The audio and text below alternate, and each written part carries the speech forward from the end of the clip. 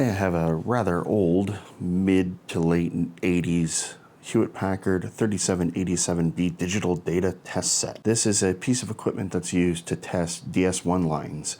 DS1 lines are the basis around digital phone communication in the United States, Canada, Japan. Each DS1 line can handle 24 simultaneous calls. Even though it's kind of an ancient technology, it's used in a million different places throughout the phone system. And this is designed to handle DS1 and DS1C, which is a faster variant of it. It's basically double the speed. A DS1 line is kind of interchangeably used with T1, although T1 is the physical line, whereas DS1 is the protocol. It's essentially a 1.5 megabit symmetrical connection, and you can use them as internet connections, actually. My understanding is because they use the phone network, they are extremely reliable, so I imagine they still get use in very high reliability, like mission critical stuff. This is designed to do communication tests on both the DS1 and DS1C variants, and it's pretty cool. It's got like just some basic buttons and some lights, and it has a built-in receipt printer, which is kind of hilarious. This thing surprisingly uses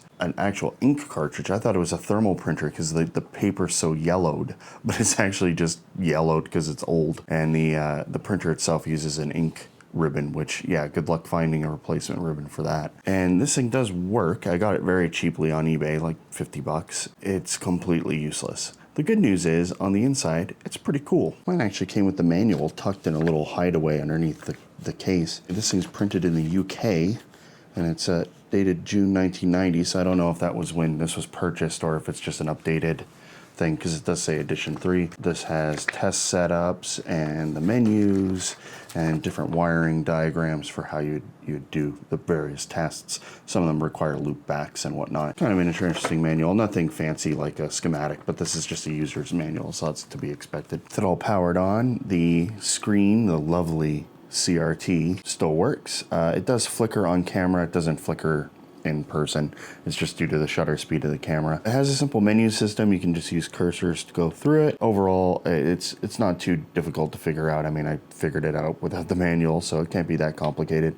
But it has a whole bunch of internal testing where you can just hit execute and it'll start performing each test. Relays click. Like I said, it's fully working. It's just the only things that it doesn't pass are things that require a loop back connector, which I don't have. If we get out of this, we can go back to the main menu, and this is the actual like testing suite where you can pick exactly what you're going to do, like retransmit things, receive and analyze it.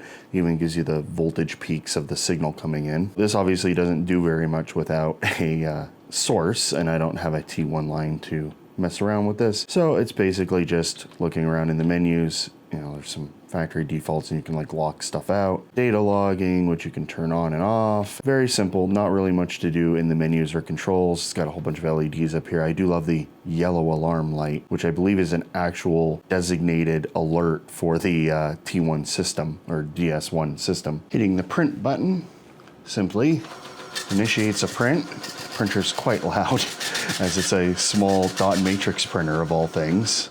And we can just eject some more paper, or you can just pull it out. It's got a little cutoff, which doesn't work too well. And as you can see, it's telling us that the voltages are 0. Yay! Not much ink left on this ribbon, as you'd imagine. There's just a clock connector, which uses a DIN style connector, and transmit and receive input and output respectively.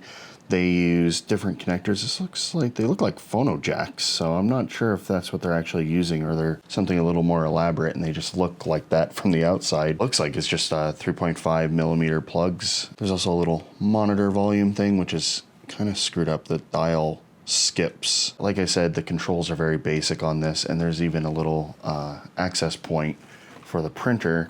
You can just unscrew this thing, and then the whole printer module just comes right out.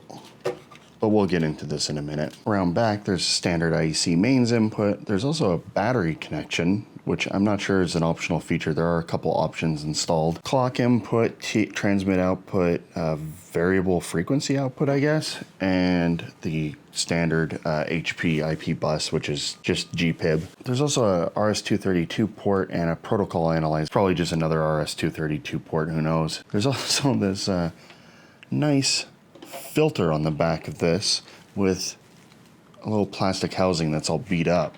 But the filter is surprisingly nice. It's got this metal mesh on either side done in this very nice pattern. And it's got a little cloth filter, which is pretty clean. So I'm guessing this thing wasn't used too much unless they actually just replaced the filter. It is a nice touch on the single fan. It doesn't make too much noise, surprisingly. I think it's a Panasonic fan, so it's probably fairly high quality. At first glance, I didn't think there was that much in this thing because I wasn't really sure what to expect. I know the signals are relatively high speed. I was expecting something fancy, maybe a couple ASICs or some kind of high-speed logic just to handle the high data rates. And at first glance, it really doesn't look like there's too much in here because there's this power supply module. This is the CRT, which is a bought-in module from Panasonic. The power supply is actually bought in from another company, which is made in the UK. And you got the main board down there. But if you take out a couple screws, you can actually flip this up and you start seeing that there's circuit boards everywhere. Like if you look on this flip-up thing as it goes by, there's two right there. There's some on the back, because I know there's an option or two installed. I'm sure they're on a separate PCB, but I mean, this main board has a whole bunch of processors or, ASICs, whatever, a whole bunch of EEPROMs, and even this like high voltage section that's got a little piece of plexiglass over it. So it looks like it's going to be a pretty interesting board because there's even some hybrid modules over here. I think what I'm going to do is I'm going to take out all the PCBs just so we can get a look at them because the chassis is just so big. It's really hard to shoot around. I'm still in the process of taking this whole thing apart. Most of the stuff seems to be attached through the bottom of the chassis up. The problem is there's a big plate that's riveted onto it, which is what held in the manual. So I'm not really sure if there's some trick to taking off that plate, and it's rather thick steel, so it's not like it just like pries off. So I'm not sure if there's a trick to getting that off or if I just have to like drill out all the rivets and pull off that panel. With all the screws taken out, you can see that the side of this is actually quite interesting. It's got a built-in handle, which has a little clamps on either end, and this is actually just a steel, rather kind of scary looking piece of flexible steel. And then this whole side panel kind of comes out. So once you take the little feet off, it just slides right out the side. And this itself is just a bunch of sandwiched metals that are painted. The cost of this thing to make, I mean, there's a reason why this thing was 10 grand, not just because it was specialized electronics, but the labor and just the cost of manufacturing all these like tons of little pieces to just make up the chassis. I mean, you're so used with test equipment to just have a stamped frame and then something that just slides over the cover to cover it. And this is just absurd. I mean, there's like just dozens of screws just on one panel, let alone the whole thing. I mean, it's crazy because once you take these screws off, there's more screws. Well, I finally figured out how to get everything apart. The trick is you can unscrew the big gray bottom panel, and once that comes off, you can get access to all the screws. This is the display module. It's a CRT, obviously. The Panasonic model M5001A, made in Japan. So this is obviously just a bought-in module. This was manufactured in 1991, so it's possible my unit is a later unit or it simply had a replaced screen. Very small CRT. It looks like it's like 5 inches or something. And inside, it's just your typical monochrome CRT. It's funny how one of the PCBs has next to nothing on it, so they're clearly using this for many different models, as you would expect, since it's bought in and not made specifically for this unit. This is the only interface to the monitor. This is the monitor end and this is the motherboard end, and it's just got a simple potentiometer to adjust the brightness. This is the switch assembly on a very nice gold-plated board. Jeez, did it really need that? I don't even know if the other boards are gold-plated. They use these rather large switches and they don't feel very good, but I mean, hey, they're still working, so I guess they're not terrible. You can see all the labeled LEDs inside the copper layer and the lovely HP logo and a huge buzzer. And that thing's just massive. There's no logic on this. It's just push buttons and some LEDs. And they have these really long plastic supports to keep them from bending. You can see the leads there. Cute. Oh, that one's crooked. Send it back. This thing's garbage. Onto the printer assembly. This has the little hatch where you can unscrew and just pop off the whole unit. And it's just connected with this little ribbon cable. To change stuff in this, I think you just pop this off, and then this opens up, and then you've got access to the ribbon, which is right here.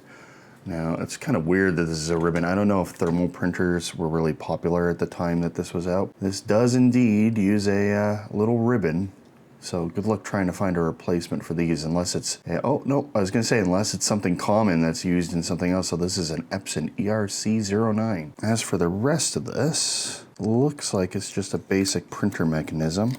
Let's see if I can get the rest of this open. Okay, so there's just some shielding. Now we can see more of the mechanism. It does have, this is the roller for the paper. There's a motor there, and I don't see the print head.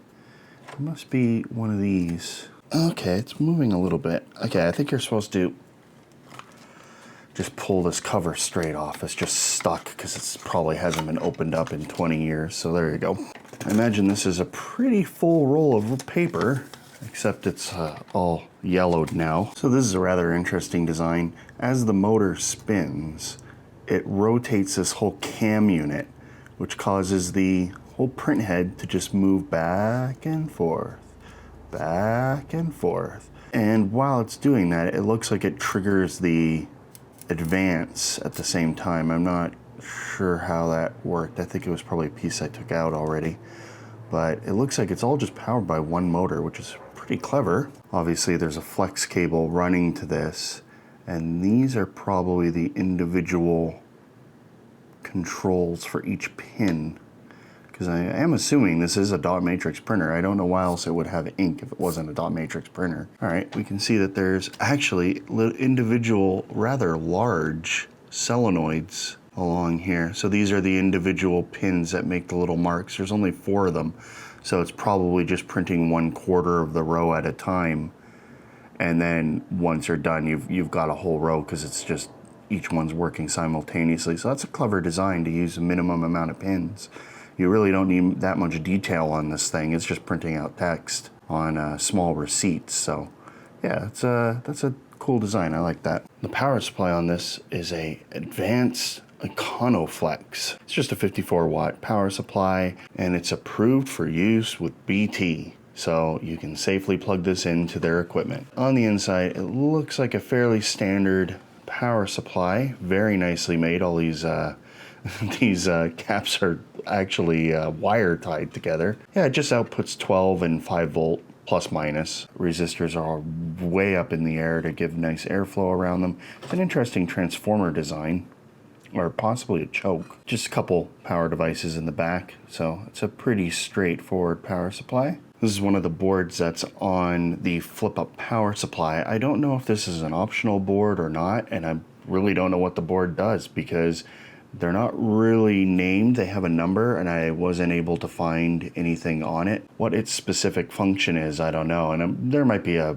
service manual out there somewhere, but you know, I'm not too concerned about figuring out exactly how this thing works. I just really want to see the construction and what kind of components they used. As you can see, there's these RF connectors and input and an output, which aren't actually used. There is nothing plugged into these, unless there's an optional module that would connect in between these. It has 2 ribbon cables, which I've taken off for the purposes of filming. There's a few GALs on this, or PALs. You can tell by the labels. Based on this chip, which is an Intel D2913, which is apparently a pulse code modulation codec for telecom applications. I suspect this thing has something to do with decoding of some of the bit stream. Yeah, there's also an op amp here, and I was thinking this might be a power supply, but I don't think it is. I think this is just taking a signal and extracting it to decode it. But it's weird that they're not using the RF. Again, it's possible it's just because it's using, there's an optional component that goes there. This is the last board that's on the whole flip-up portion of the power supply module. This board is probably doing some kind of sample rate conversion, because this large chip here, the 801893, is a 16-bit stereo asynchronous sample rate converter. So it's probably handling sample rate conversion. It's got a 12 megahertz oscillator on it, and it's got a whole bunch of these like nice silver mica caps and these rather large, probably poly caps, I'm not sure. So I imagine this is all doing timings and stuff to extract data, or maybe to slow it down into some kind of an intermediate frequency to be processed by the rest of the components. Because like I said, it does get up to around 3 megabit on the C variant. So you do get rather high speeds that this thing would have to handle. A bunch of probably transistors. They're all 3-pin, and there's a couple canned parts here that are probably op amps. Figuring out parts on this stuff is such a pain because they just put their stupid part numbers on everything. Well, almost everything. These things at least have regular part numbers. A lot of the more interesting stuff, like this is an AMD part, you can tell by the logo, that part number is meaningless until you Google it and figure out what the real part is. Thanks, HP. They've been doing that forever. A relay here, and these I think are just larger caps. And that's about it for this board. Again, it's got like tons of gold plating on it. Look at that. Ooh. There's even gold plating underneath this power device. And on the back, there is nothing. There's another PCB back here with a large ribbon cable. This is handling all the external interfaces, except for these, the BNCs, serial connections, all that stuff, the GPIB. It's all coming through here. So they've got this big connector. This is the volume control, and it runs into this connector, and then this runs out to the back. And over here, there's another connector for one of the other external ports. This RF connector is actually used. I'm not sure what these connectors are. They're definitely not like any of the modern ones, so some older variant.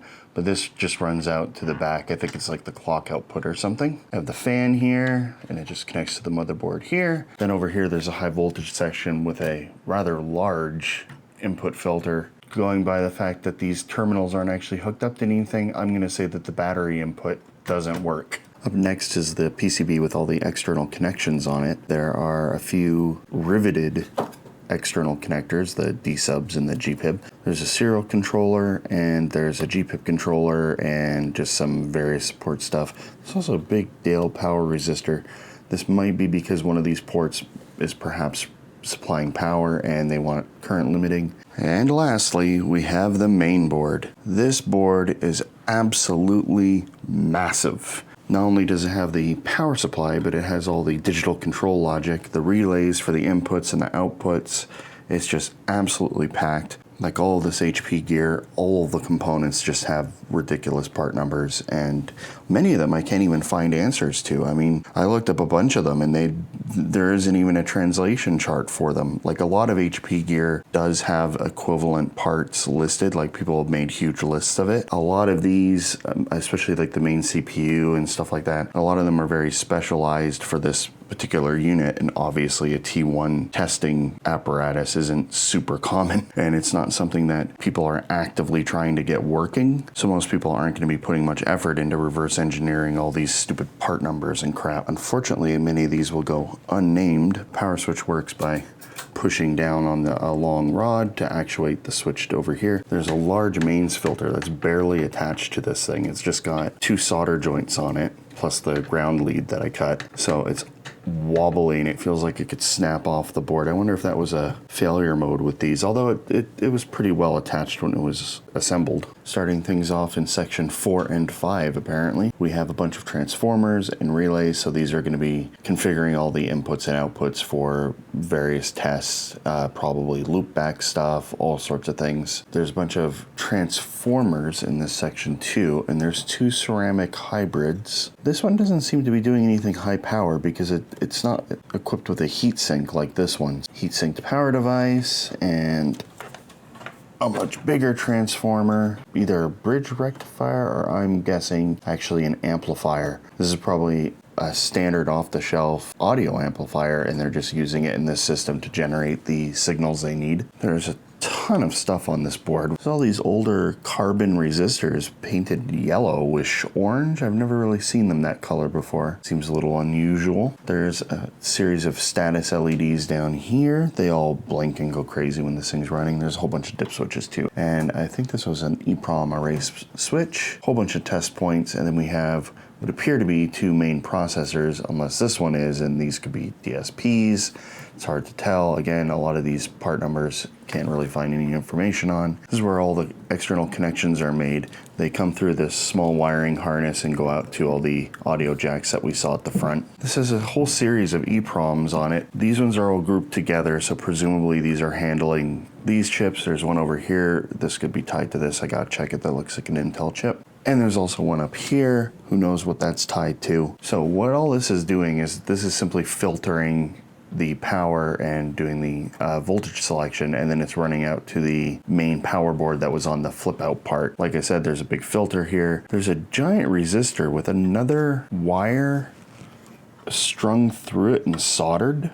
I don't think I've ever seen that.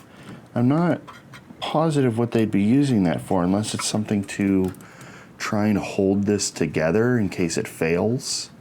Because it runs through one of these holes in the resistor, and it just loops around and is soldered together. So I think that might just be in case there's some like catastrophic failure of this resistor, it holds it together. There's a small bridge rectifier here. This thing, like I said earlier, doesn't draw that much power, so that's not too surprising. We've got a couple 3-volt lithium batteries to store the configuration and volatile memory. These things are still running, so I'm not sure if they were replaced. They look like they're still original. These things have a pretty long shelf life. There's a spark gap in the back here too. So this handles all the protection and bridge rectification, and then it's sent up to the other power supply. With this, it's probably providing a low voltage supply. The Intel chip in question is a CRT controller, and it's programmable, so it's possible it is reading off that EEPROM. This chip up here is a real-time clock, and it actually has a little cap here for real-time clock adjust, and it's possible that's the only thing it's actually running off this.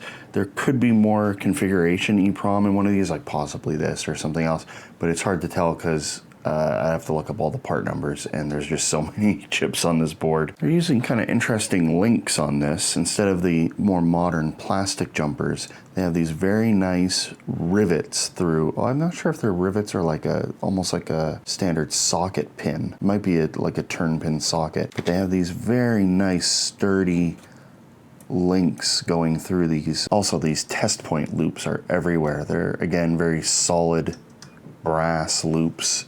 I'm sure they cost a fortune these days. And I just noticed there's a little caulk crystal here with little beads on it to keep it from shorting out. And you know, the funny thing is it was leaning against the IC. Obviously, these 3 chips, the MB61, VH205, 204, and 203, are all related in some way, but I have no idea what they're doing other than one of them is probably the main processor, probably the DIP one, and these are probably DSPs or something. I can't find any information on them. They're made by Fujitsu. They were all made in different years, which is kind of funny, 88, 89, and 90. Other than that, no idea what they're doing. It has a 3 megahertz clock attached to it. I'll probably try and open these up to see if we can figure out maybe what they're doing. Since I can't find any information on them, we'll probably won't be able to find anything. Hidden away in these 2 sockets are 2 Intel 8188 chips, which are basically microcontroller versions of a 186. They're just modified in some ways to handle microcontroller tasks better. Both are dated 1978. One is the C variant, so I assume that's just a CMOS variant of the standard 8188. So it's possible these are handling some of the I/O, or they could even be driving the menu interface. It's hard to tell. Here's one of the hybrids. This is the one with the heatsink on it. There's just a few transistors and some caps. And there's just an MC1458 dual op amp. It's labeled 5928A, which I can't find any information on. This is the other hybrid. It has no heatsink. It does have some writing on the back if you want to look that up. This one just has 2 high-speed voltage comparators, the NE529Ds, and some mystery chip. I'm not sure, that's probably an op amp or something. There's a very wide ceramic cap on this. I'm not sure if that's just so it can get clearance over these 2 traces, or if it needs like low inductance or something. But one thing that they're doing, which is pretty interesting, and you don't see on hybrids too often, is they've actually laid down a secondary layer. You can see they're actually running these traces over other ones using it. Well, you can see that there's actually a plastic or some other material that they've laid down to act as a little bridge. That's pretty cool. You don't see that too often. Fun fact, the front panel switches are made by Cherry. If you're a gamer with a mechanical keyboard, you may recognize the name. They've been around since the 50s. They're not just a modern PC gaming manufacturer. These are actually quite nice, although they're not mechanical. They're just sprung switches. They don't have like a ka-chunk. These ones at least have all held up really well. They all seem to work just fine. This thing was just